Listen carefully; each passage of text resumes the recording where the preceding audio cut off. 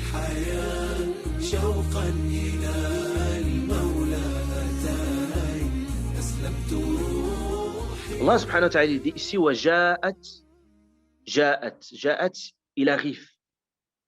C'est-à-dire ce moment de la mort n'est jamais prévisible. N'est jamais prévisible. C'est pour ça cette question de la mort, ce qui est intriguant, je vais en dire quelques mots avant qu'on arrive vraiment à comment le Coran parle de la question de la mort, comment il le caractérise.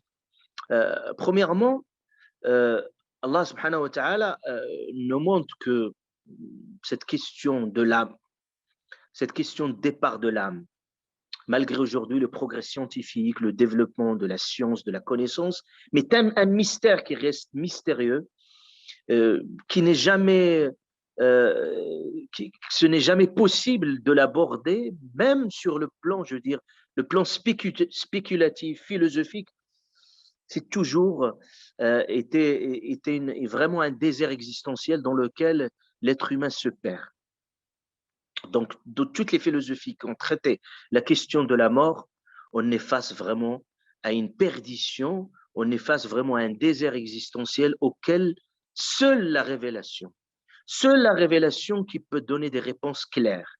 Donc, c'est pour ça que cette question de la mort a été toujours une question existentielle majeure qui a toujours mis l'être humain face à sa finitude, face à ses limites. C'est pour ça qu'Allah Ta'ala, quand il parle de la mort, ce qui est très étonnant, c'est qu'il parle de la mort, il qualifie de cette façon-là. Il dit, Allah subhanahu wa ta'ala, il l'appelle comme c'est la vérité de certitude. La vérité de certitude. Al-yaqin.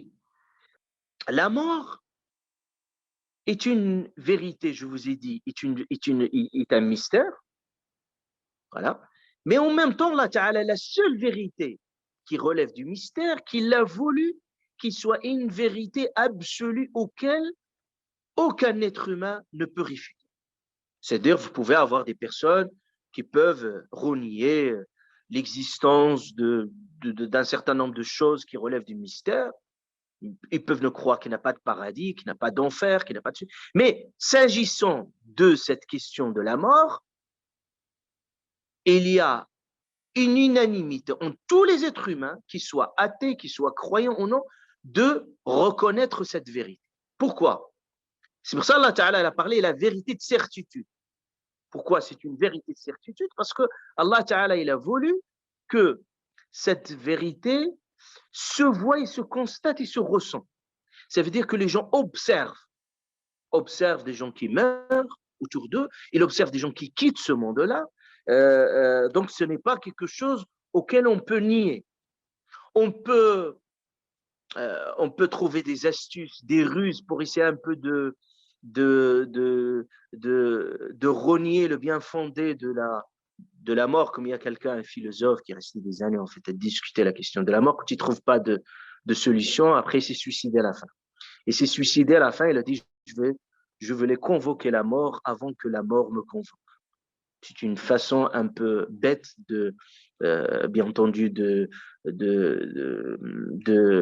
d'argumenter sur sa propre faiblesse et finitude pour ne parler que finalement, il a décidé de convoquer la mort. Parce qu'il savait que le moment, la mort le convoquera un jour. Et tous les êtres, ils sont mortels du fait que Allah Ta'ala, il a voulu que cette question de la mort est un passage transit pour tous les êtres. Et je vais en parler, Inch'Allah Ta'ala, à ce moment-là. Donc, ce que je veux dire, c'est que Al-Ghaib, quand on parle de l'Ghaib, ce n'est pas le néant. Le Ghaib, c'est des vérités. C'est des vérités, mais auxquelles on n'a pas accès maintenant. C'est pour ça Allah Ta'ala, il va nous dire que lorsque l'âme, ce moment de l'agonie, lorsque l'âme va quitter le corps, il dit Allah Ta'ala, c'est-à-dire ton regard maintenant, il est plus lucide. C'est-à-dire, est-ce que vous imaginez cet instant solennel et auquel déjà, quand vous commencez à y réfléchir, vous vous perdez. Donc c'est pour ça, vraiment, la question de la mort reste vraiment reste un mystère du fait, dès que vous commencez à y penser, à y réfléchir, vous sentez une forme de désert existentiel. Vous vous perdez complètement dans cette façon de conceptualiser, de comprendre l'âme. Et vous imaginez à cet instant, la personne quitte ce monde-là. Est-ce que vous imaginez quelqu'un quitte ce monde-là? À cet instant, quand il le quitte, il va être déconnecté du monde matériel pour se connecter à ce monde céleste et auquel il va assister, il va voir des choses auxquelles n'avait pas accès dans ce monde-là, parce qu'il y avait beaucoup de voiles, il y avait beaucoup d'obstacles, de rideaux, si on puisse dire. C'est comme, si vous prenez exactement la métaphore pour bien comprendre ce verset coranique, c'est comme il y a un rideau, et donc quand vous voyez le rideau, vous ne pouvez plus rien voir. Donc vous voyez juste la forme du rideau. Ça veut dire que ce monde-là, on a des limites au niveau de la perception, on perçoit des choses. Mais dès que Allah Ta'ala ouvre ce rideau, c'est à ce moment-là, il y a l'accès à ce monde qu'on va observer des choses, d'autres réalités, d'autres vérités. Et cela, c'est un moment très, très, très solennel et très crucial.